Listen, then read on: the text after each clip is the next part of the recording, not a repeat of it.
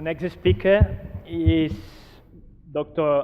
Arfan Ikran, that is associate professor and head of the neuroepidemiologic research at the Department of Epidemiology in the Erasmus Medical Center in Rotterdam in the Netherlands. And he also is in the Department of Radiology and Neurology of this center. And he is the principal investigator of the Rotterdam Study.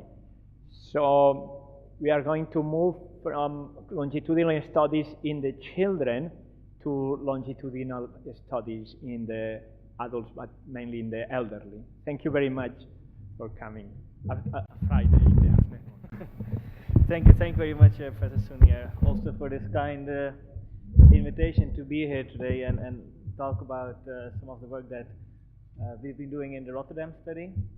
So I'll be talking about trajectories of cognitive and brain reserve from adulthood to late life.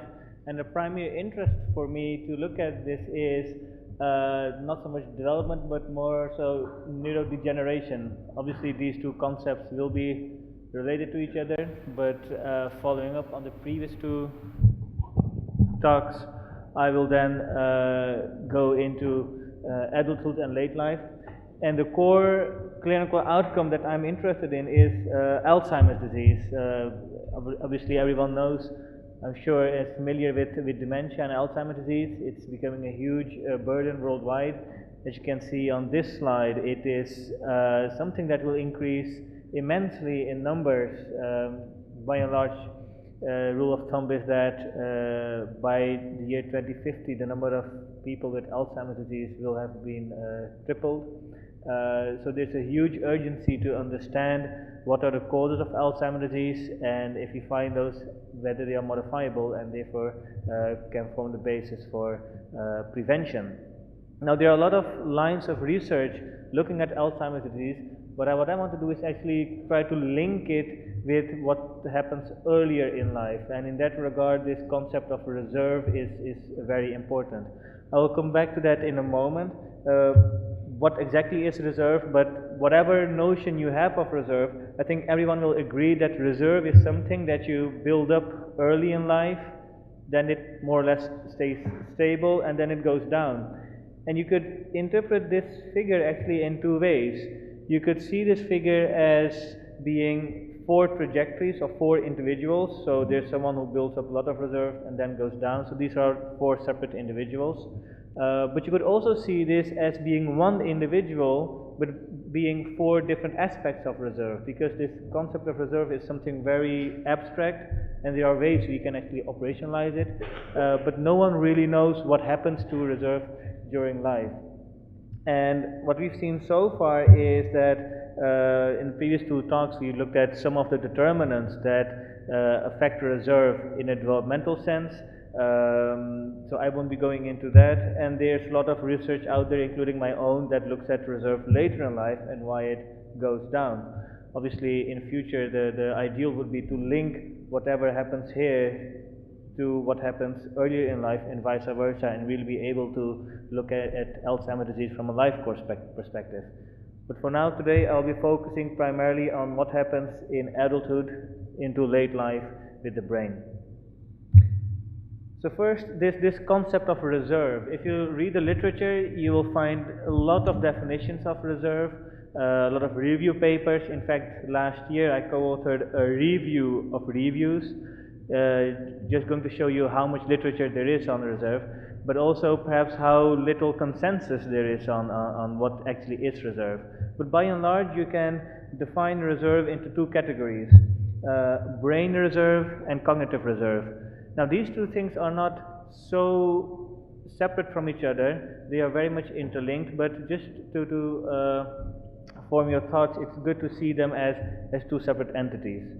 Brain reserve is something that's more structural, it's more static. People might even call it passive. It just tells you how much brain you have. So very simply put, people who have a larger brain volume would have a larger brain reserve. But it's not only brain volume that defines reserve. There are, as imaging techniques are getting more and more advanced, others such as brain perfusion, if you're very much interested in the hemodynamics, but also connectivity. We already saw some examples of that in the previous two talks, which is an advanced measure and that tells you about how well two brain regions are communicating with each other. So that's the brain reserve part. What about cognitive reserve? Think of cognitive reserve telling you that even though two people might have the same brain reserve, they might still differ in their effects on dementia. And whatever that might be, whatever the biological substrate of that might be, that is called cognitive reserve. Now, how do we measure that?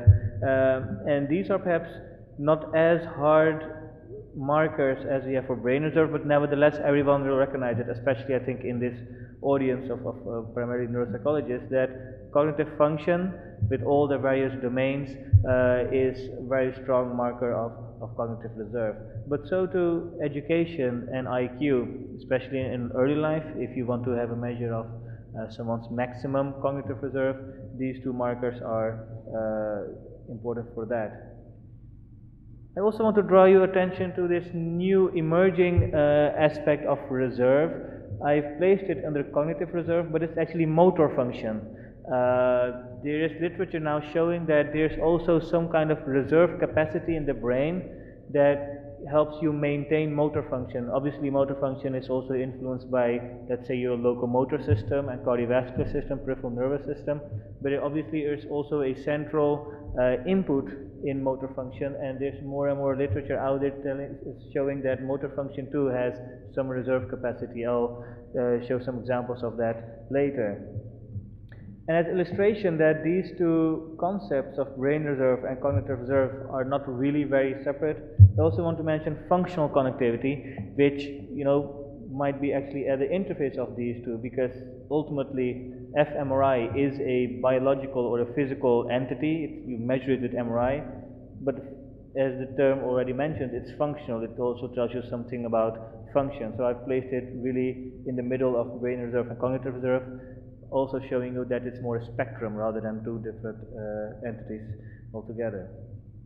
So I'll be showing mostly in the rest of my slides various aspects of reserve and what they do with aging, especially from adulthood, or let's say from midlife to late life, and what are factors influencing those. And data that I'll be showing is mostly from the Rotterdam Study, which is a population-based cohort study in Rotterdam. It takes place in a district of Rotterdam called Ommoord, so you obviously don't see the whole city of Rotterdam here. This is a district in the northeastern part of the city, and all individuals living in that area have been or invited to participate. And in total we have about 15,000 individuals that have participated in Rotterdam Study since 1990 and still ongoing. So we have more than 25 years of follow-up by now. A brief setup of the study is that we actually have had 3 waves of inclusion. We started, as I said, in 1990, 1989 with the first cohort, which we term RS1. It had its first visit, second, third, fourth, fifth, sixth visit. So we recently completed the 6th visit of the first group of about 8,000 individuals. Then in the year 2000 we expanded the cohort by RS2 or the Rotterdam Study 2. These were about 3,000 individuals, and we have now seen them for the 4th time. Then in 2005 we had a 3rd expansion, Rotterdam Study 3. We have seen them 2 times. This was 4,000 individuals. And now as we speak we have a 4th expansion, which we hope will be about 5,000–6,000 individuals, but these are being seen for the first time. Now throughout the years we have actually introduced a lot of new measurements in the Rotterdam Study, and the ones that are relevant for my talk are obviously the cognitive function, which we introduced in this round, so around 2000, and we have all these individuals with repeated measurements of that. And brain MRI scanning, which we introduced in 2005, so ever since everyone visiting the Rotterdam Study also undergoes brain MRI. The motor function, that's more recent, we introduced that in 2009. But let's say these rounds, RS16, 24, and now 41, will have and motor function and cognitive testing and MRI data available. So the MRI protocol that we do, just a brief overview, this is by now a fairly standard protocol that we do. Back in 2005 it was really state of the art, but this is, let's say, what is considered as a given, especially in dementia research. We start off with conventional sequences, the T1 and the flare. This one is especially important in the elderly, where you want to see vascular damage to the brain in the form of white matter lesions and lacunar infarcts. I can imagine that in birth cohorts or in children, this sequence is not so important, but this is really an essential sequence in aging research. And then this one, which is a gradient echo. It's a blurry sequence, but it's important to show these black dots, which are cerebral microbleeds. So these are small deposits of bleeding in your brain that occur especially in people above 55. So these are the structural scans. Automated segmentation, that's also more or less given. And then we have here diffusion tensor imaging. I presume most of you are familiar with DTI, but it's a technique that allows you to visualize the white matter tracts in the brain. So instead of seeing white matter as one gross mass here, it actually shows you the various anatomical tracts that are present in the white matter. I'll show some examples of that next. So using these sequences, we have looked at just very simple aging effects. Note, these are cross-sectional data, so I interpret them as aging effects, but from, let's say, for various small-scale longitudinal data, it seems that more or less the conclusions you draw here based on cross-sectional data can be extrapolated as being aging effects.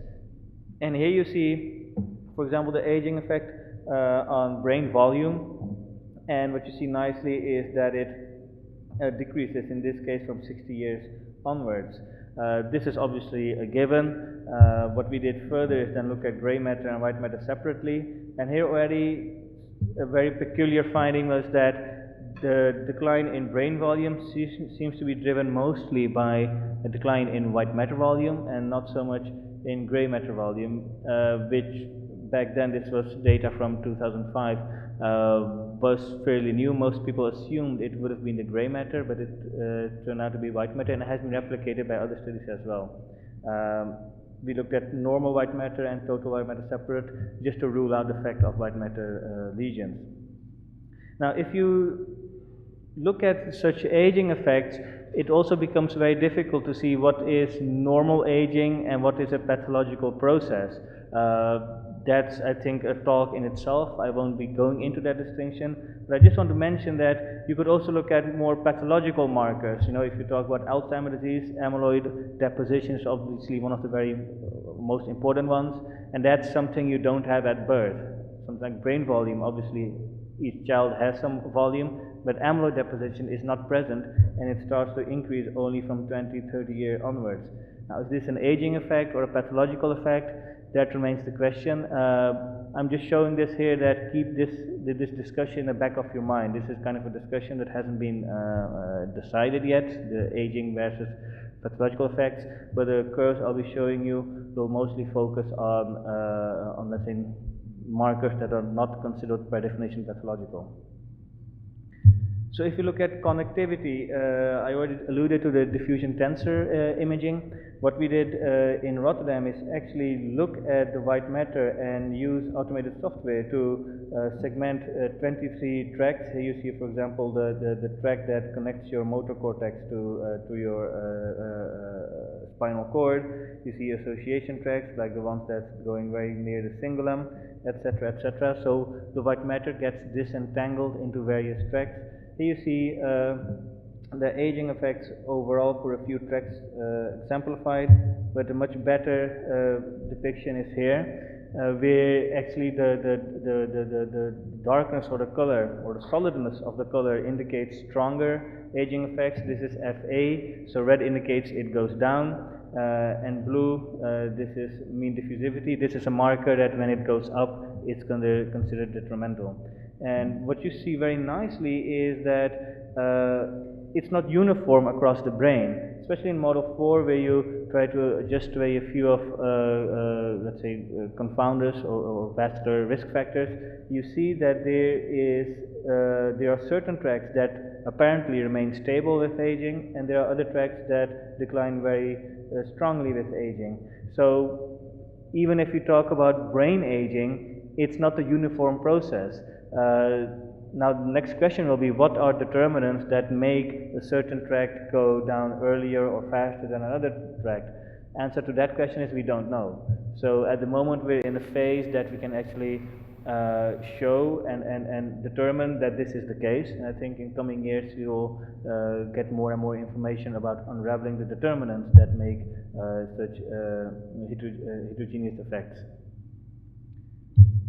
We have a smaller data set in which we do have longitudinal data, so we actually tested our hypothesis just to see whether we actually were looking at longitudinal effects and not just cross-sectional effects that might be due to some spurious influence. So here we looked at really change in FA and MD. This is a different depiction than in the previous slide, this kind of a 3D representation. What you see here is basically the same tracts, but then shown on a skeleton of white matter in the brain. So basically you see more or less single voxels here, but that actually represents the tract that goes through that voxel. And again you see that, especially looking at it longitudinally, again there's more or less all over the board a deterioration of white matter tract integrity. Now you can take a step further and see whether this then also associates with age. So what we're looking at here is whether with increasing age, deterioration is even faster compared to people at younger age. So we know the white matter deteriorates, but with older age it deteriorates even faster, and that's what you see here. This is a smaller data set, so not the data set of 5,000–6,000 that we have cross-sectionally. This is a data set of a couple of hundred, but this was to show that these effects are real. You could indeed interpret these cross-sectional effects as being aging effects. Now the question is, what does this mean clinically, or is there also a clinical substrate to this? Again, I deliberately made this table quite crowded so you don't have to focus on these numbers, but I would like to draw your attention to the fact that not everything is red. So in Rotterdam we have this neuropsychological test battery where you see immediate recall, delayed recall, Stroop test, LDST, etc., etc. So they cover a considerable range of cognitive domains, and here you see the tracts. We just took the average of left and right. So these are brainstem tracts, projection tracts, association tracts, etc. And again here, regressing away the effects of age and cardiovascular risk factors, not everything is red, indicating that there are certain patterns of certain tracts being more associated with certain cognitive domains and vice versa. Now this is to be expected, but this is really the first time that's actually been shown, like, hey, this is more or less normative data and this is how it is associated. Just to remark that people who had dementia or clinical stroke were excluded from the data set. So this is not being driven by some pathological process, at least not a clinically overt pathological process. Interesting here is that none of these tracts is associated with any of the memory tests. Slightly surprising. Also, I need to mention that in these tracts we did not have the fornix, which is the white matter tract that originates from the hippocampus. So it had some problem being segmented, so we're working on that, and we hope that once that segmentation is complete, we hope to see some effects of the fornix with the memory test. But for the other tracts we did not find an association there. So I've shown you some of the work we've done in brain reserve and the aging effects or the associations with age. What about cognitive reserve? So more the functional aspect of reserve, and we more or less did the same things with the various aspects we have in cognition. Here you see effects with global cognition.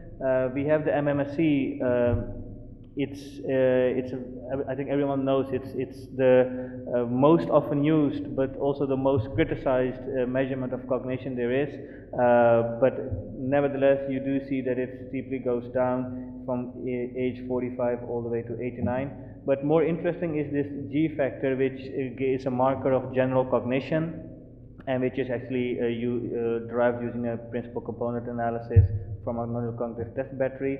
You see very nicely, very gradually that with age the average of G factor goes down. Now the big question is, if already at age 45 this is going down, when is it stable?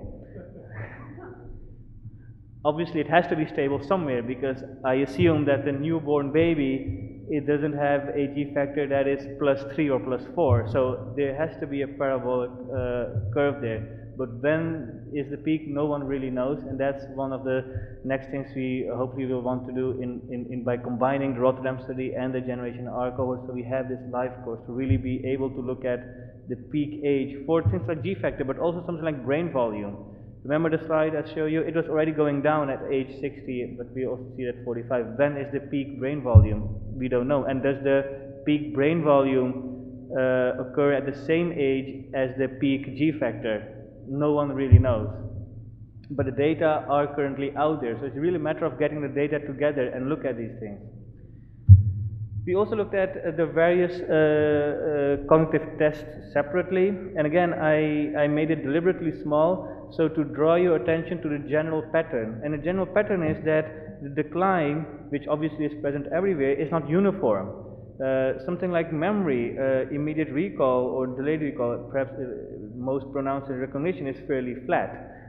Whereas something like the design organization test, which is a visual spatial test, goes very down very quickly, or the Purdue-Pegboard test, which is fine motor speed, goes very down quickly. So the neurocognitive tests do not decline uniformly, and again that's something that is to be expected, but it hasn't been shown yet.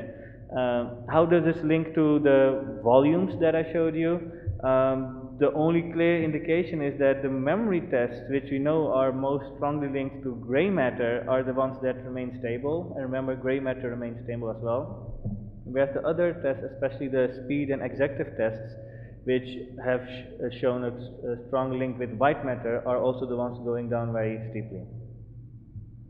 So this is the cognitive tests, and I want to spend a few minutes to kind of a pet topic of mine, the motor function, because I've been doing work on motor function for more than 5 years now, and whenever I am at a neurological meeting, people ask me, why are you looking at motor function? That's a general health marker, or orthopedic surgeons should be looking at it. Why someone interested in dementia? But for me it's a very logical step, no pun intended, but it's a very logical step to look at motor function, because if we talk about Alzheimer's and dementia, we know it's a diffuse process in the brain. So if it's a diffuse process in the brain, you can also imagine that not only cognitive function but other brain functions should be affected as well by that same process. Now so far for dementia, everyone has been focusing on cognitive functions because that's the most obvious function to look at. But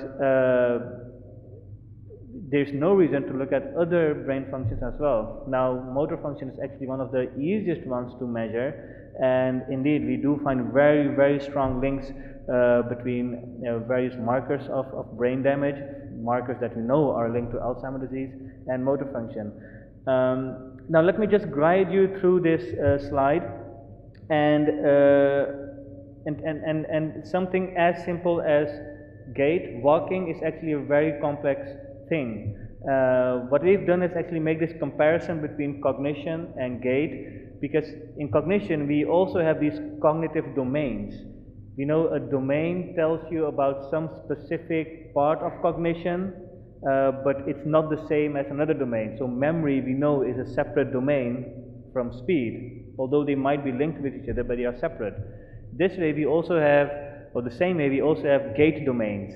So each gait domain tells you about a certain aspect of walking, but it's not necessarily same as the other one. In fact, what we did here is use a principal component analysis, which ensures that each domain is independent from the other domain. So just let me guide you through those. The first domain is rhythm, and these terms are the ones that are used in literature. I haven't made these up, so there might be some criticism there about the use of terminology, but this is what's out there in literature. So the first one is rhythm, and that is an aspect of walking that has to do with time. So you can imagine there are people that take their steps very quickly. Some people take them slowly. So that is a time aspect, and you can really imagine what that is. The second is pace, and that tells you about distance. And because these two are independent from each other, you can imagine there might be persons who have quick short steps, quick long steps, slow short steps, or slow long steps, right? And these are two independent aspects or domains of gait. And these are the ones that are very intuitive. Now we get to a more tricky one, which is variability. This is the domain that tells you how regular your walking pattern is. Because you can imagine a certain step being, let's say, 50 centimeters, another one being 51, 52, 49, 48. Not every step will be 50 centimeters, although the average might be 50 centimeters. There's a variation around that. That's called the variability. So the larger the variability, the more irregular your walking is, and that's considered poor. Then there's one that's called phases. During the walking, there is a certain amount of time you spend with both your feet on the ground, and there's a certain amount of time one foot is on the ground and one foot is in the air making the swing. Now, that aspect of both feet on the ground versus one feet, that's called phases. Then you have base of support that tells you how wide apart your feet are from each other. Then there's a domain about turning. How many steps do you take to turn? And there's a tandem walk that tells you how many errors you make if you have to walk heel to toe. Now these things seem very intuitive, but if you think about it, it makes sense to look at these separately, and there might be a separate biological substrate for that in the brain. Also interesting is that especially phases and variability are aspects that you cannot judge by the naked eye. I mean, you can look at someone and say that person walks slowly or with small steps, but you cannot say whether someone has variable steps or what the phases are. So we measure this using an electronic walkway. So there's a walkway of 5 meters and people walk over it, and then we can automatically post-process into these domains. Now what happens with aging? This is men and women separately. So you see the graphs for all the various domains. And interestingly, what you see is something like rhythm, which is a time aspect, remains more or less the same. And I mean, there's no legend here what are men and women, but I think you can assume justifiably that the upper line are women. They walk with quicker steps than men, whereas in pace, if you look at the length of the steps, men have longer steps than women. But it is remarkable that these are fairly stable. Now, what are the ones that actually go down very quickly with age? It's variability and phases. And as I said, these are the ones that are most difficult to judge with the naked eye. Telling you that such electronic gait assessment actually provides information that you cannot see with the naked eye. And there's literature out there that shows that variability is the strongest predictor of falls, of risk of falls, of all these domains. So this also gives you a clinical importance of looking at gait as a more central representation of brain than only your muscles and your joints. You see here the other domains, etc. Now what we also did is link gait to cognition, because that obviously will tell you about the central substrate of gait. And you see very strongly we have this global cognition variable, the G factor, and similarly we defined a global gait variable, and you see a very strong correlation between the two. We also looked at various domains. So we have cognitive domains and we have the gait domains. Now what you see here is that there's this very specific pattern of association. For example, that information processing speed is very strongly associated with your rhythm domain of gait and not to others. And if you look at this, it again then makes sense, because remember, rhythm was the gait domain that had to do with time. Now, it's quite striking to see that your gait domain that's linked with time is the one that's strongest associated with the time aspect of your cognition. Similarly, you can see fine motor speed, which is with your hands, which is really a task of coordination and perhaps even cerebellar input, is the one that is strongest associated with tandem, which is your heel to toe domain. So there seems to be this common biological substrate that you can measure with cognitive tests and with motor function, which also points towards this reserve concept that motor function might also have this brain or central cognitive reserve capacity.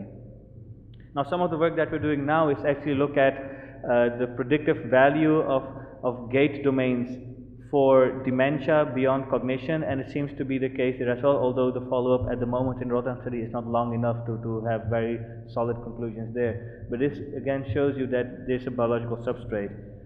I haven't shown it here, but we also looked at gait domains and DTI, and you see again a specific pattern with white matter tracts that are especially important for gait. And it's not only the motor tracts, but also association tracts that influence gait domain. So coming back to reserve, if you look at the literature, the determinants of reserve, by and large you could group them into genetic factors. I just show you here the ones that have been associated with Alzheimer's disease, but also with non-genetic factors. Very often these biomarkers that you can measure in individuals. But the most interesting ones are obviously those that are modifiable, because that's where prevention will start. I just show you a few here that have been linked to Alzheimer's disease. I still do mention genetics here, although in itself it's not modifiable, but the search is that genetic will hopefully deliver a druggable target that then can lead as a intervention target for prevention. Obviously not all might be detrimental, some might be beneficial, but the reason to show you here is that there's not going to be a single factor that is the most important factor for neurodegeneration and dementia. It's really going to be a combination of various factors together. Now, an interesting line of research that I'm going to pursue the coming few years is actually linking the things we've seen late in life with what happens early in life. And already there is some evidence that that is the case. I just want to draw your attention to this panel here. Is we identified a genetic variant that was very strongly associated with head size. So head size in adults, if you look at in adults, so someone who's 40, 50, 60 years, you know your head size doesn't change anymore, it doesn't shrink. Although your brain might shrink, your head remains stable, and it's a marker of your maximum brain volume, perhaps even of your maximum brain reserve. Now, that variant was identified in genome-wide association studies of adults. What we did then is actually look at that variant, and then in the generation R study, in the in utero ultrasounds, see how that variant affects head circumference in the fetuses and then early in life after birth. And here you see what happens. If we have the various carriers, the TT, GT, GG, the TT are the wild type and the GG are those who are homozygous for the minor allele.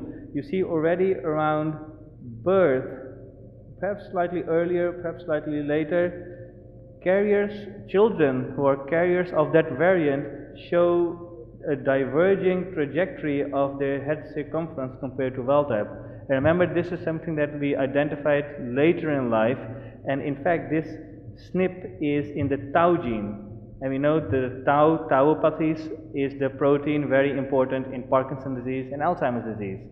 So this is already a link or a first evidence that what we have been studying in late life for Alzheimer's and Parkinson might have its substrate already early in life, which obviously makes sense because your genes, you carry those from your, let's say, from fertility onwards. This is another one, ApoE, where we actually look at expression levels of ApoE, and you see here that carriers of ApoE4 show increased expression levels already around birth and in the earlier years, although we know that ApoE as a risk factor for Alzheimer actually gives you Alzheimer after age 60. But again, it tells you that during early life, when you think things are stable regarding Alzheimer's disease, things are already starting to occur, and unraveling that is going to be the challenge for coming years. Now, a final topic for the last couple of minutes is how do these aging effects translate into disease? I already told you that this distinction is difficult. At the same time, we know some people develop clinical disease and others don't, so we do have to address it one way or another. And if you talk about Alzheimer's disease, this is the model, the hypothesized model by Clifford Jack and others, and whenever you go to an Alzheimer's meeting, you'll see this model at least 20 times per day, which shows you that all these various biomarkers, how they increase. Interestingly, there's no definition of time here, so we don't know whether this is birth, 10 years, 20 years, or 50 years, but it's hypothesized that the first markers to change are those that can be measured in CSF or with PET, etc., etc., etc. But this has not been shown empirically. Now, one thing that we've been doing in the Rotterdam study is actually making use of the long follow-up and the fact that repeatedly we have assessed people for various aspects. We actually compare people who went on to develop dementia to those who remain dementia-free, and then look back at the amount of years before diagnosis when these trajectories started to diverge. So, for example, if you look at memory complaints and you compare people who were demented and non-demented, you see that the complaints were actually already diverging almost 12 years before diagnosis, whereas something like MMSE score only started diverging around 6 years before diagnosis. And here you see it for instrumental activities of daily living, and here for more the physical activities of daily living, which actually at the very end only diverge.